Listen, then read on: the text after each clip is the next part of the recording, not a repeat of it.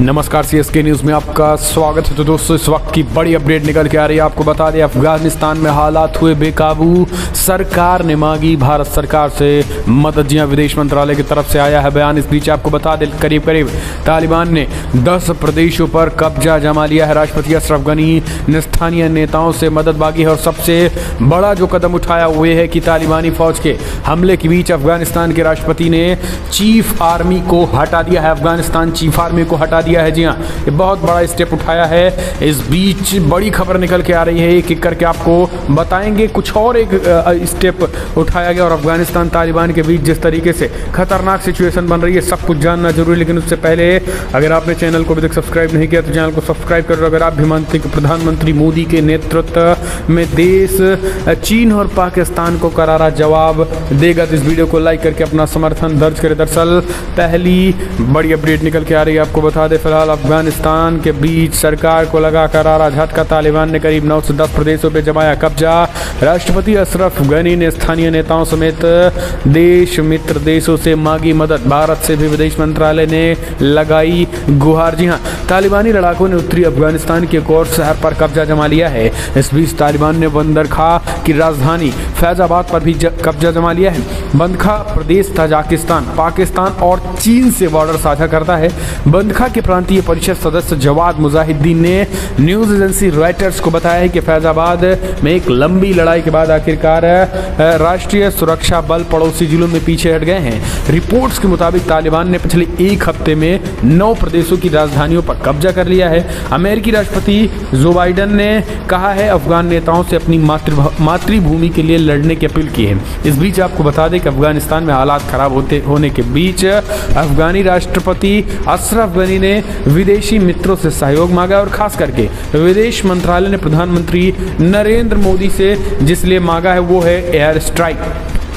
उन्होंने air strike के लिए एक तरीके से कदम बढ़ाने की बात कही है कि एयर स्ट्राइक कराया जाए। आपको बता दें कि एयर स्ट्राइक को लेकर जिस तरीके से बातें कही जा रही हैं उसको लेकर तालिबानी लड़ाकों ने ये बड़ा ऑप्शन किया है। आपको बता दें कि तालिबानी लड़ाकों ने उत्तरी अफगानिस्तान के एक और शहर पर कब्जा जमाने के बाद ये एक्शन उठाया गया है। दरअसल बड़ी जो अपडेट निकल के आई है वो ये है कि अब अफगानिस्तान के राष्ट्रपति गनी ने मोदी सरकार, भारत सरकार से मदद मांगी है कि तत्काल इस पर एक तरीके से एयर स्ट्राइक किया जाए। एयर स्ट्राइक करने के लिए भारत से मदद मांगी गई है। प्रभावशाली अफगानों से भी मदद मांगी गई है कि इस पर सहयोग करें, वरना तालिबानियों के कब्जे में पूरी तरीके से अफगानिस्तान आ जाएगा।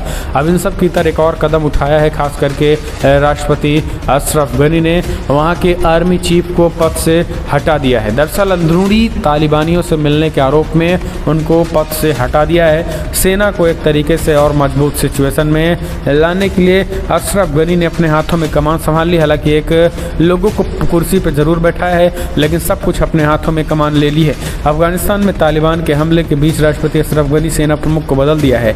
देश के एक अधिकारी ने इस बात की जानकारी दी। स्थानीय मीडिया रिपोर्ट्स की बात ने तो रक्षा मंत्रालय के अधिकारी ने कहा है कि जनरल हिबतुल्लाह अलीजई ने जनरल वली अहमदजई की जगह अफगान सेना प्रमुख के रूप में पदभार ग्रहण किया है। अधिकारियों ने नाम न छापने की शर्त पे उस बदलाव पर भी चर्चा की जिसकी अभी तक सार्वजनिक रूप से घोषणा नहीं की गई है। स्थानीय मीडिया ने गनी के फैसले की व्यापक रूप से रिपोर्ट की है।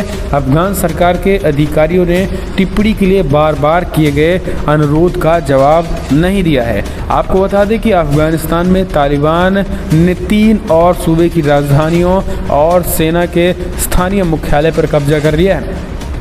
तो दोस्तों, आर्मी चीफ को हटा दिया गया है। पूरी की पूरी सेना की कमान राष्ट्रपति अशरफ गनी अपने हाथों में ले लिए हैं। भारत से मांग कर रहे हैं, कई चीज़ों की भारत से मदद मांगी है। तो इसको आप कैसे देखते हैं, कमेंट के माध्यम से अपने सुझाव दें। इस बीच अगली अपडेट लेते हैं, जहाँ पे तालिबानियों के बढ़ते प्रबुद्ध के बीच लगातार चल रहा है युद्धाभ्यास। जी हाँ, आपको बता दें युद्धाभ्यास चल रहा है रसिया, तुर्कमेनिस्तान, उज्बेकिस्तान और पड़ोसी देशों में चल रहा है एक तरीके से युद्धाभ्यास। जी हाँ, दरअसल आपको बता दें कि तालिबानियों के ताबड़तोड़ तांडव के बीच युद्धाभ्यास की तैयारी, युद्धाभ्यास कर रहे हैं रसिया, तजाकिस्तान, उज्बेकिस्तान जैसे देश लगातार युद्धाभ्यास कर रहे हैं। सीमा से सटे इलाकों में युद्धाभ्यास उनका जारी है।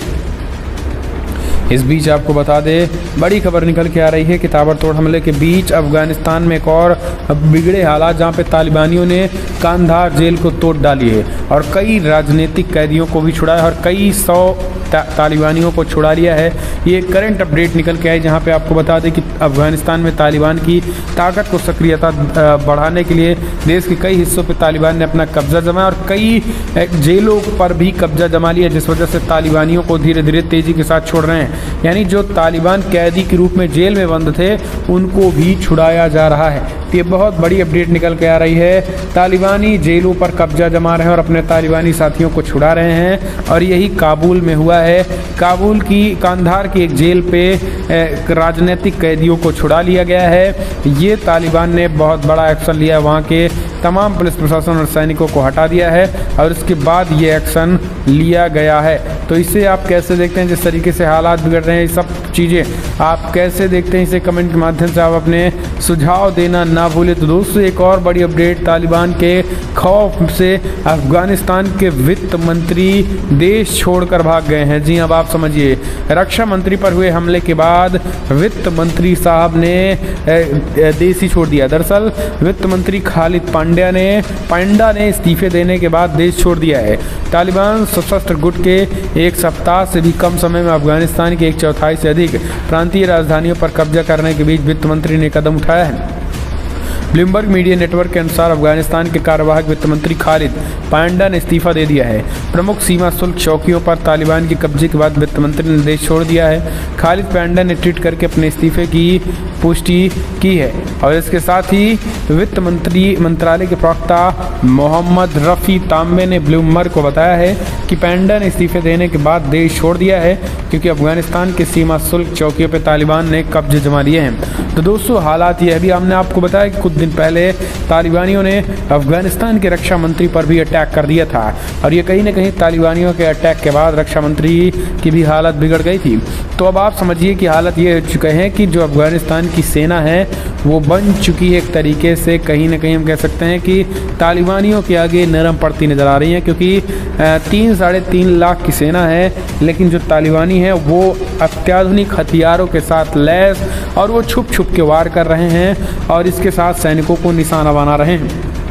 70 से 80 हज़ार के करीब तालिबानी हैं और तालिबानियों की बात करें तो 500 से 600 तालिबानी पर डे मारे भी जा रहे हैं। उसके बावजूद भी इन तालिबानियों की जो है संख्या वो बढ़ रही है। हालांकि भारत से मदद एयर स्ट्राइक के रूप में मांगी जरूर गई है, लेकिन भारत का भी इसकी तरफ से कोई बयान निकल के नहीं आया है। तो दोस्तों, आप इस मसले को कैसे देखते हैं? कमेंट के माध्यम से अपनी